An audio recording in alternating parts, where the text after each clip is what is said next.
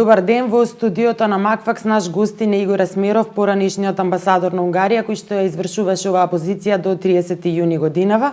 Добар ден. Игор, добри дојде. Според последните информации, Груевски бара азил во Унгарија, меѓутоа се уште се утврдува рутата по која што се движел, а денеска имаме изјава и од премиерот Зоран Заев, кој што се сомнева дека станува збори за киднапирање, така што се вртат многу различни информации во јавноста.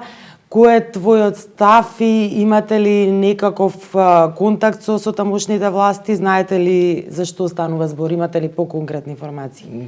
Видете, контакт немам од 30 јуни негде, од кога заврши мојот мандат. Јас сум тука, не сум веќе дипломат, работам по професија. Во однос на денешното тврдење на актуелниот премиер Заев, мислам дека е многу интересно и он ги има најповеќе информациите во оваа држава, бидејќи и најповикан да ги има. Интересно и симптоматично е тврдењето дека можеби е киднапирање, не може во моментов ништо да кажам бидејќи повеќе не знаеме ни јас ни вие. Меѓутоа ќе го респектираме неговото мислење, неговите сознанија. Се надевам дека во иднина ќе објасни поподробно што е точно вистината, дали имаме одредени сознанија поголеми во тој правец или не. Добро се, повеќе држави веќе потврдија и Црна Гора и Албанија дека Груевски ја преминал, успел да ги премина границите со возило, дипломатско возило на Унгарија од амбасадата во Тирана. Дали е ова практика, како е ова возможно, лице кое што е осудено да може да се движи со возило од странска амбасада низ две држави да ги помине границите? Можам да ги коментирам само овие неофицијални информации, бидејќи се уште се нема огласено во овој дел се немаат огласено министерствата за надворешни работи на овие држави, нити некој друг орган, како официјално, неофицијално, тоа што може да се прочита во вестниците дека илегално помината македонската граница, тоа е противзаконски, меѓутоа би рекол дека е легитимно за човек кој ќе се соочи со 2-годишна затворска казна и пробува да се спаси на некој начин. Ја не би го оправдал, но можам да го разберам. Не е единствен, впрочем и други луѓе кои биле осудени се осудили на еден ваков чекор. Како е возможно со дипломатско возило, не би можел да ви кажам. Тоа ќе треба да ги прашате тие што го, ако се случило, тие што го пренесувале, инаку по легален пат, легално да помине дипломатско возило со друга личност, тоа мора да се евидентира на секој граничен премин, како што е впрочем и случајно. Гледате, не е ништо нелегално во овој дел. Натаму како се поминувани границите.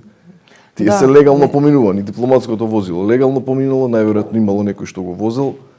Дипломатското возило, актуелен дипломат, до него бил, ако е точно ова, поранешниот премиер Груевски, немало потерница пуштено, како што знаете. Да. Меѓутоа, ги знаете политичките прилики и политичките односи меѓу Македонија и Унгарија, така што можно ли е навистина сето ова да се случи без знаење на Виктор Орбан и на унгарската влада? Па видете, ако е точно ова што го тврдите, можеби треба да видиме легислативата каква е во Унгарија. Можеби ако не треба да го известат МНР, односно ако он побарал азил, пишуваше негде во некоја држава дека побарал, ако не се должни да го известат, тогаш најверојатно не знам, ако се должни и ако го известиле МНР, не знам, не ги знам процедурите во Унгарија какви им се. Ова е прв случај со кој се соочувам и јас, до сега во 4-годишното искуство сум го немал, а најверојатно ни друг дипломат го немал. Така што ќе треба да се види законодавството на Унгарија, какво и според тоа да се донесат одредени заклучоци. Да, но заклучоци може да се донесат и според политичките односи меѓу двете држави, а знаеме дека дали се блиски ме прашувате? Да, видете, односите помеѓу Македонија и Унгарија во тој период беа многу блиски. Тоа не беше ни за криење, значи официјално Унгарија премногу ја помагаше Република Македонија, значи дури директна помош по однос на мигрантската криза. Имавме случување каде што се ротираа по 30 на полицајци на секој 6 месеци од државите на Вишеградската група плюс Хрватска. Имавме во помош во возила теренски, во апаратура, во термокамери, па и дел од жица, дел од оградата учествуваа они во градењето на оградата. Така што односите беа релативно блиски и Унгарија можам да кажам дека во тој период, се надевам и сега, беше еден од најголемите промотори на Република Македонија во европските институции. Доаѓаше ли често Груевски во Унгарија додека бевте Не, амбасадор? не. Јас додека бев, имаше една работна посета, две работни посети имаше. Тогашниот премиер Груевски и една имаше официјална посета председателот Иванов. Почесто имаше посета на министрите за внатрешни, обично имаше размена на искуства, во делот на легислативата имаше размена на искуства, на мислење. Министерот за надворешни работи беше почесто присутен. Релациите беа релативно блиски. Да, меѓутоа, еве и Европската унија се огласи на некој начин дека ова е едно внатрешно политичко прашање. Се согласувате ли со таквиот став дека кога има инволвирани две држави во бегство на еден поранешен премиер, дека тоа е внатрешно политичко прашање? Да, јас се согласувам. Ова е внатрешно политичко прашање на Унгарија во рамките на Европската унија, бидејќи она е членка на Европската унија, меѓутоа гледаме дека секоја држава различно го има определено делот на легислативата во однос на барателите на азил, одобрувањето и така натаму, така што сосема легитимно и внатрешно прашање на Унгарија дали ќе го, доколку бара азил, дали ќе му го возможи или ќе го одбие. Тука мислам дека и влијанието од страна не би помогнало ни во еден, ни во друг правец. Ако го видите ставот на Коцијанчич на Европската унија, ќе заклучи дека ни Европската унија, дека Брисел директно нема да се вмеша во овој случај, ќе остави на Унгарија да одлучи што понатаму ќе се случува. Да, но од друга страна го ја имам изјавата од Стейт департментот во која што се тврди дека Груевски треба да биде вратен во државата и да се соочи со сите правни последици кои што го очекуваат. Можно ли е во овој дел да има конфронтација меѓу Унгарија? Кореспондираат двата става на Европската унија и на САД. И двата става се дека он треба да ја одлежи казната, меѓутоа дека нема да се мешаат во внатрешните работи на Унгарија. Ако се различно кажани, меѓутоа сижето е тоа. Измеѓу редови, ако прочитате, ќе видите дека ставот кореспондира меѓу Европската унија и Стейт департмент. Добро, вие сте член на ВМРО ДПМН, кога имавте последен пат средба со Груевски? Да. Па да ви кажам, може пред година и половина последната средба сум имал. Од кои причини толку долго не била остварена средба? Па немаше потреба. Мислам, последниот пат разговаравме за некои внатрепартиски прашања и се абсолвира одредени работи, он ја напушти функцијата и немаше потреба понатаму. Понатаму сум се гледал со Христијан Мицковски, например. Овој беше официјален председател на ВМРО. Со него си 2-3 пати видено тогаш. Меѓутоа со Груевски не. Дали во партијата, како го дочекавте вие оваа ново настаната ситуација со барањето азил на Груевски во Унгарија? Ви беше ли нешто непознато или беше очекувано? Видете, ја не сум активен моментално. Значи, целосно сум пасивизиран. Едноставно ми беше и членство во партија во мирување, бидејќи не соодействува со дипломатската функција, со дипломатската мисија. Можам да ви кажам што се огледам, какво е општеството поделено по ова прашање. Ако ги прашате десничарите, ВМРО-вци ќе ви кажат дека се задоволни и срекни. Ако ги прашате левичарите, се лути, меѓутоа оние кои се либерални одели, оние што не се определени, ќе видите дека се огорчени. Така што секој има сопствена емоција по ова прашање. Едните сакаат да го видат притворен, други го сметаат за херојски чин тоа што побегнал. Третите сметаат дека не постои правна држава, така што општеството ви е поделено по сите шавови. Тоа можете и ја немам социјална мрежа, меѓутоа генерално гледам некои скринови, тоа е тоа. Вие планирате вечека работно место во Будимпешта, ќе се враќате наскоро, планирате ли да остварите средба со Груевски? Па видете, доколку побара би остварил. Да, доколку побара или доколку се сретнеме на улица, се нормално би поразговарал. Што би му кажале?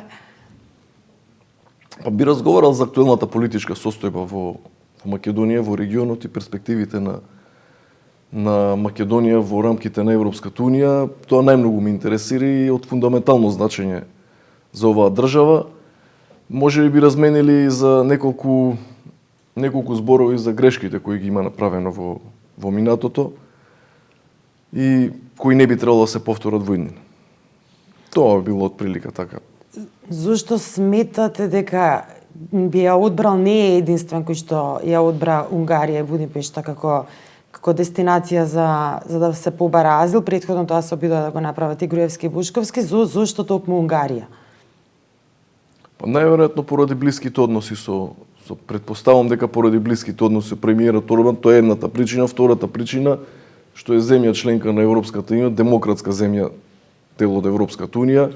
Убаво е да се живее во Унгарија, ако сака да ви кажам и перформансите на Унгарија, се работи за една држава која бележи извонредни резултати во рамките на економијата, на финансиите, на образованието, здравството.